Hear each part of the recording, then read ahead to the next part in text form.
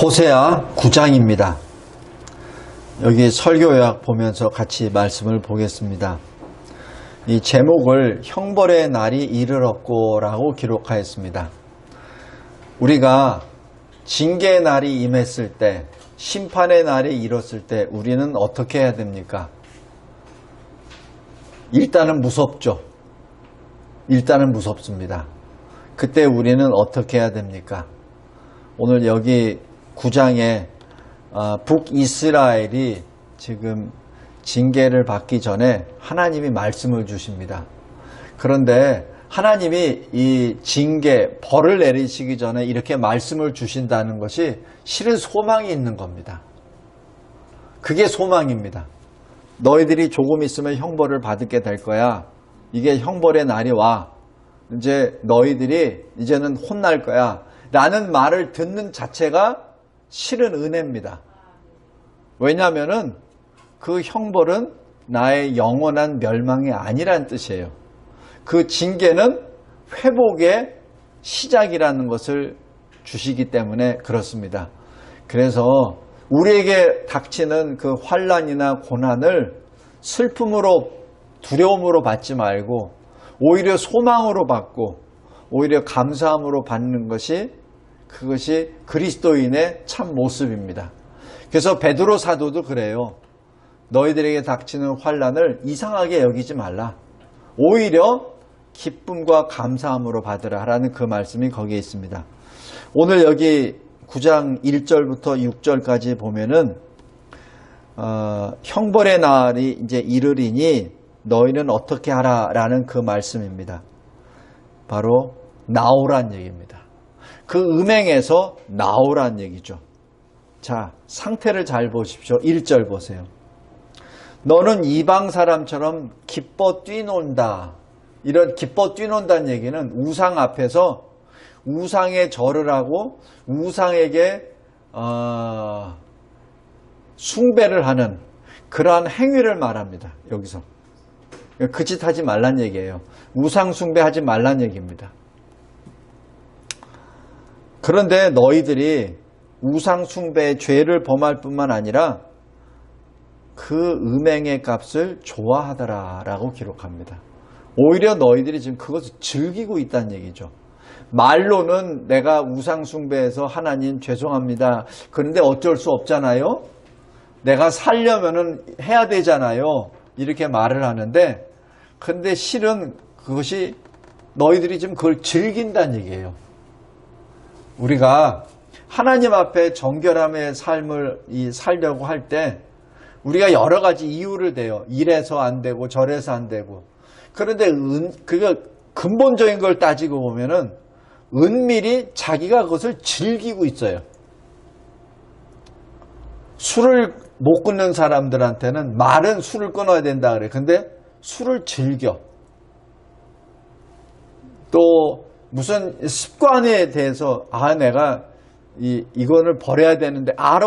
근데 그거를 즐깁니다. 지금 그것을 지금 말씀하는 겁니다. 1절에 이스라엘은 음행을 하며 하나님을 떠납니다. 그리고 음행의 값을 지금 좋아합니다. 하나님의 백성으로서 하나님의 은혜와 하나님의 사랑과 하나님이 주시는 그 영생을 받기보다는 오히려 하나님 진노의 징계 아래 지금 스스로 들어가 버리는 것이죠. 불신자들과 함께 영적 음행 앞에서 오히려 그것을 즐거워하고 있습니다. 그런데 그리스도인은 어떻게 하죠? 즐거워하면 안 되죠. 오히려 회개해야 됩니다. 그 자리를 떠나야 되죠. 그리고 하나님께 돌아가야 됩니다. 그것을 고린도후서 5장 20절에 하나님과 화목하라라는 그렇게 말씀을 합니다. 그런데 지금 이 북이스라엘 사람들의 영적 상태가 뭐냐면은 불의를 행하고 하나님의 위엄을 돌아보지 아니합니다.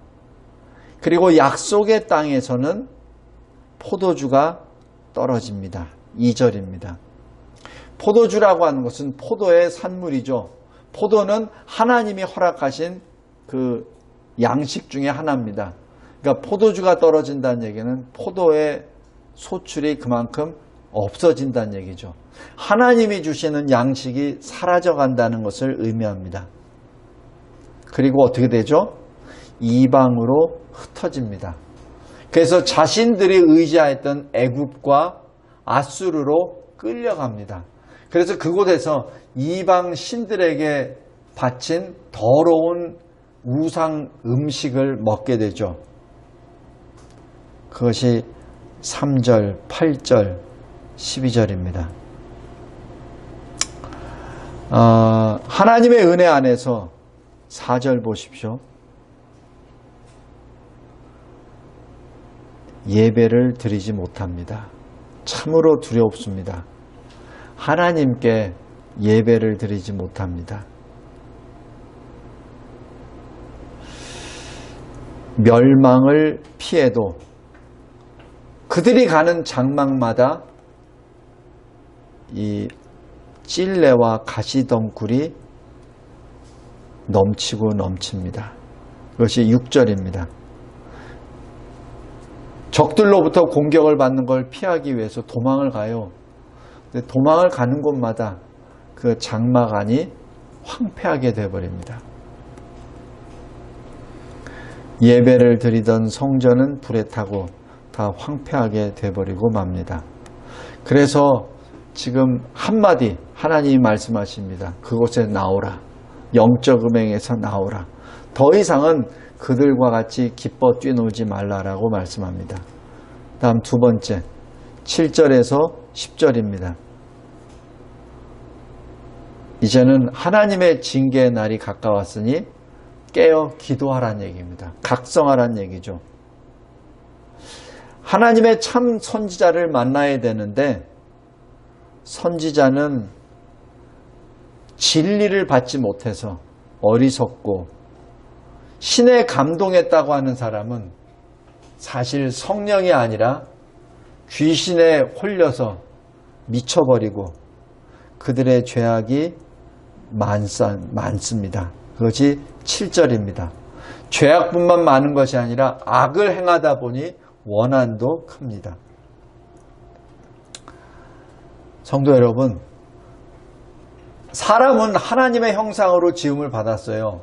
선지자는 하나님의 말씀을 전하는 자로 사명을 받았습니다. 근데 선지자가 거짓말을 하면 그것은 최악의 사람이 됩니다. 왜냐하면 하나님이 거룩한 그릇으로 만들었잖아요. 근데 그 거룩한 그릇에 더러운 것이 들어가면 제일 더러운 것이 되어버립니다. 그래서 두려운 말씀이지만 하나님의 사람으로 존경을 받던 사람들이 추락하는 경우가 있어요. 그 사람처럼 불쌍한 사람이 없어요. 왜냐하면 더러운 것 중에 최악이거든요.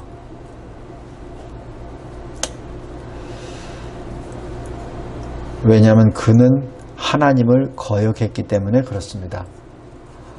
거짓 선지자 발람도 하나님이 주시는 말씀을 선포할 수밖에 없습니다. 근데 소위 하나님의 사람이라고 하는 사람이 하나님의 말씀을 전하지 않고 거짓말을 하거나 자기 뱃속에 있는 말을 하게 될 때는 그것은 빠져나갈 그 여지가 없어집니다. 하나님은 이스라엘을 광야 가운데 포도를 소출하는 포도나무로 심었습니다.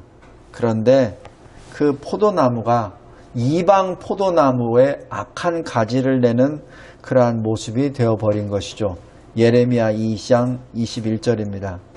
하나님이 보호하셨으나 하나님께 감사하기보다는 오히려 바알브올에게 가담하여 음행함으로 하나님의 진노를 받게 된 것입니다. 마지막 셋째입니다. 하나님이 징계하십니다. 그것이 11절부터 17절까지 말씀입니다. 하나님은 말씀을 듣지 아니하고 순종하지 아니하는 이스라엘을 버리십니다. 그리고 버림을 받은 이스라엘은 세상 가운데 흩어지는 화를 입게 되죠. 왜 그렇죠? 이스라엘의 지도자들은 하나님을 반역하고 또 온 이스라엘 백성들은 하나님을 떠나고 그러다 보니 그 행위가 악하고 악해 버립니다. 그 결과 하나님이 다 쫓아내시죠. 이것을 다른 말로 신명기에서는 그 땅이 너희들을 뱉어버렸다라고 표현합니다. 땅이 뱉어버렸다. 왜냐하면 그 땅은 거룩한 땅이기 때문에 더 이상 그렇게 더러운 너희들을 내버려 두지 아니하신다는 것이죠. 성도 여러분, 예배가 부패해지면 그 예배를 드리던 거룩한 장소가 비참하게 됩니다. 우리 길갈 또 베델 이런 것들이 여기에 기록하죠. 길갈은 어디죠? 여기 15절 보십시오. 그들의 모든 악이 길갈에 있다라고 얘기합니다. 우리 여호수아서 한번 보십시오. 여호수아서 5장 보십시오.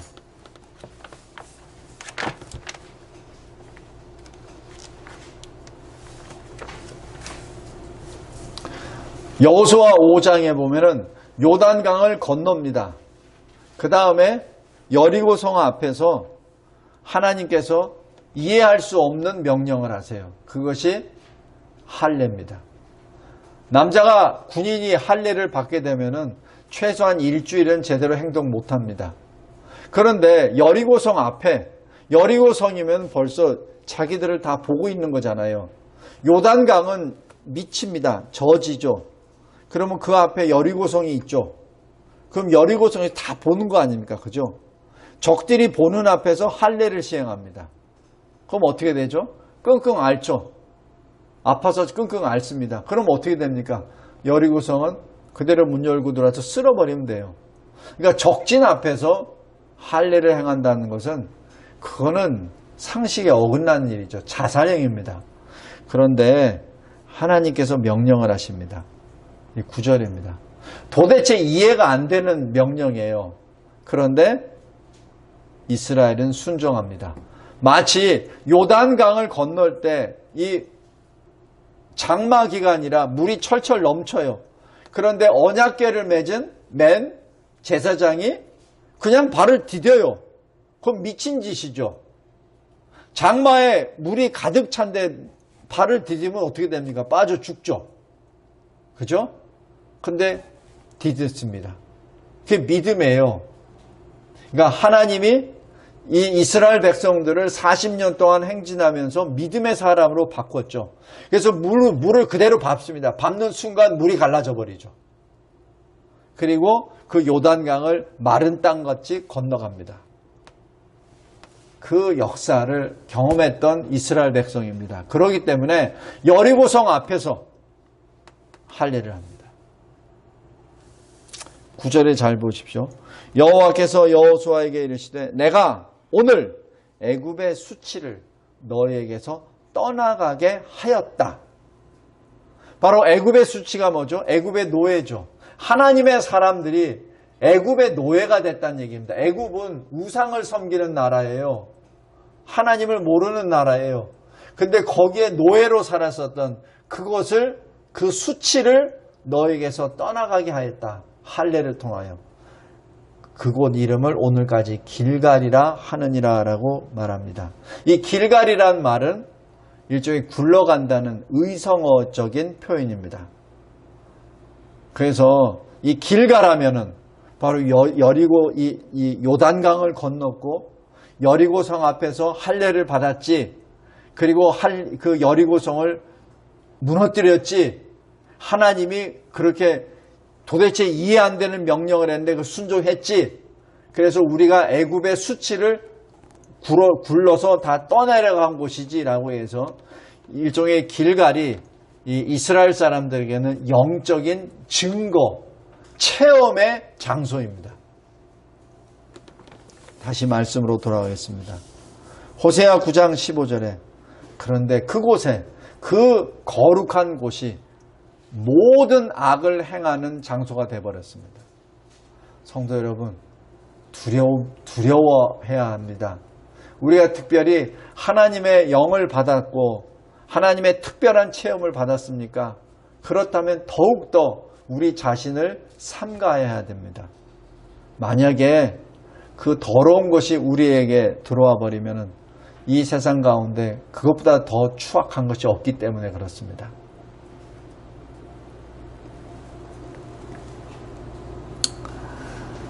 하나님이 이스라엘을 떠나십니다. 하나님이 은혜 안에서 애굽의 수치를 떠나게 했던 그 길갈에서 행한 이스라엘의 가증한 일로 하나님이 경노하십니다. 그리고 하나님이 이스라엘을 더 이상 사랑하지 아니하신다, 은혜를 베푸지 아니하신다 라고 말씀합니다. 그것이 여기 호세아 1장입니다. 호세아 1장 잘 보십시오. 음란한 여자를 아내로 1장 2절에 아내로 맞이하라. 그리고 여기 6절 보십시오. 딸을 낳습니다. 근데 그 딸의 이름을 루하마, 긍휼을 베풀지 않는다. 딸의 이름이 루하마입니다. 그것이 바로 북이스라엘이 가지고 있는 죄목입니다. 그리고 11절, 12절, 16절, 11절 보십시오. 해산하는 것도 없고 아이를 베는 것이나 임신하는 것도 없고 12절, 혹시 자식을 기를지라도 그 자식은 없어지고 16절, 아이를 낳을지라도 태 열매를 죽이리라. 뭐죠? 다음 세대가 사라진다는 얘기입니다. 여기 이 광야 1세대가 2명만 빼놓고 다 죽죠. 근데 소망이 있는 이유는 뭐죠? 광야 2세대가 바톤을 받으니까.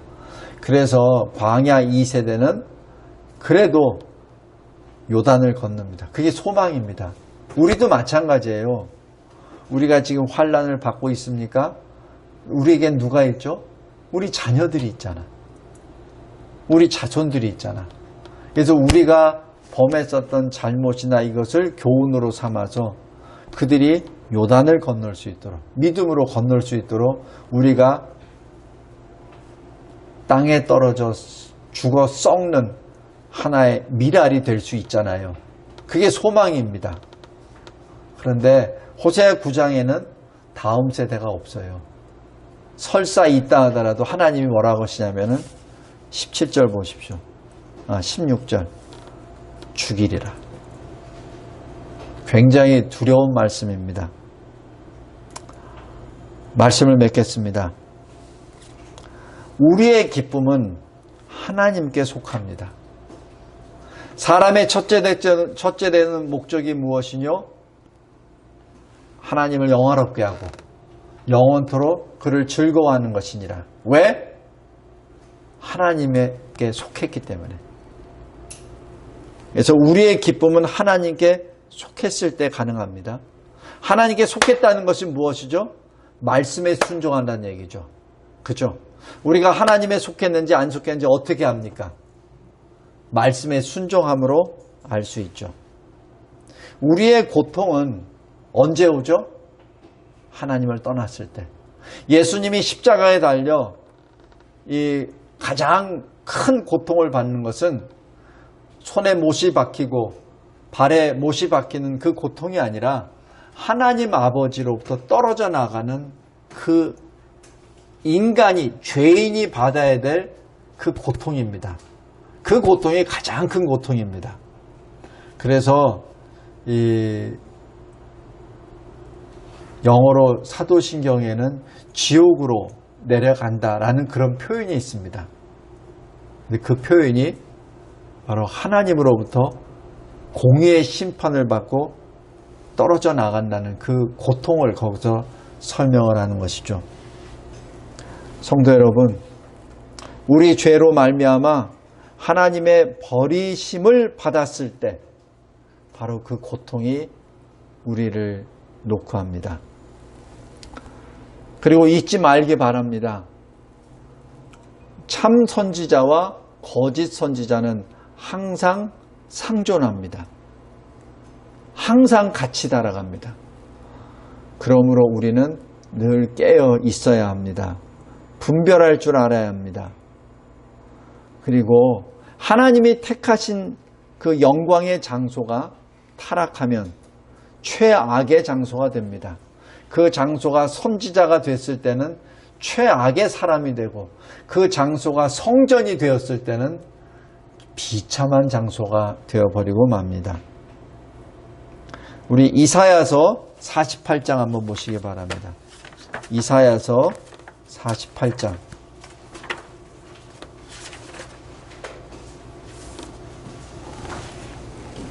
11절입니다.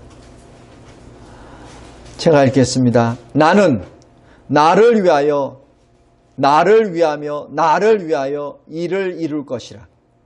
어찌 내 이름을 욕되게 하리요 내 영광을 다른 자에게 주지 아니하리라. 지금 하나님이 두 번을 강조를 합니다. 나를 위하여, 나를 위하여. 지금 하나님이 말씀하신 것은 하나님이 이루십니다. 특별히 하나님의 영광을 결코 다른 자, 하나님을 대적하는 자들에게 양보하지 않습니다. 왜냐하면 하나님의 이름 그 자체가 영광입니다. 그래서 그 이름을 더 이상 더럽게 내버려 두지 아니하십니다. 그래서 하나님이 자기 백성이 범죄했을 때 벌을 주십니다. 더 이상 내 이름을 더럽히지 말라. 더 이상. 그리고 내가 너희들이 더럽혀진 그 이름을 내가 다시 깨끗게 하리라. 그것이 선지서에 계속해서 반복적으로 나온 말씀입니다. 하나님은 결코 없인 여기시는 분이 결코 아닙니다. 하나님은 창조주 하나님이십니다. 그리고 그 하나님은 하나님을 위하여 하나님의 영광을 결코 다른 자에게 주시지 않습니다. 오늘 여기 호세아 9장 말씀을 통하여 형벌의 날, 그 날이 바로 우리가 구원받을 날이요. 그러므로 그 형벌의 날이 가까울수록 더욱더 깨어 기도하며 각성하며 하나님 앞에 더 가까이 나아가시기 바랍니다. 우리 각성이라고 하는 것, 영적 각성이라고 하는 그 각성이 이루어졌을 때, 1차 영적 각성이 이루어졌을 때 미국 합중국이 건국이 됩니다. 2차 각성이 됐을 때 그 각성된 사람들이 이 동쪽 끝에 와서 다시 세운 교회가 대한민국 교회예요. 그 2차 각성 시대에 깨어 일어났던 선교사들이 세운 교회를 통하여 세워진 나라가 대한민국입니다. 성도 여러분, 하나님은 나오라, 깨어나라, 그 말에 순종했을 때 하나님이 기뻐하시는 교회를 세우고 나라를 세우십니다. 우리 대한민국 교회 다시 각성할 때요, 그 각성을 통해서 다시 대한민국이 재건되어야 합니다. 그랬을 때 주님의 재림을 예비하는 거룩한 이 한반도가 됩니다. 그리고 교회가 됩니다. 그리고 우리 다음 세대가 됩니다. 기도하겠습니다. 하나님 아버지, 감사하고 감사합니다. 하나님께서 주신 이 거룩한 말씀이 늘 우리에게 새 힘이 됩니다. 특별히 우리 다음 세대들을 위하여 기도합니다. 다음 세대가 우리가 받고 있는 이 환난을 통해서 더욱더 깨어 각성하는 자들 되게 도와주시옵소서. 그리하여 이 환난이, 이 징계가 영원한 심판이 아니라 연단의 불이 되어 의와 영의 열매를 맺는 거룩한 이 땅이 되게 하옵소서. 예수 그리스도의 이름으로 기도드렸나이다. 아멘.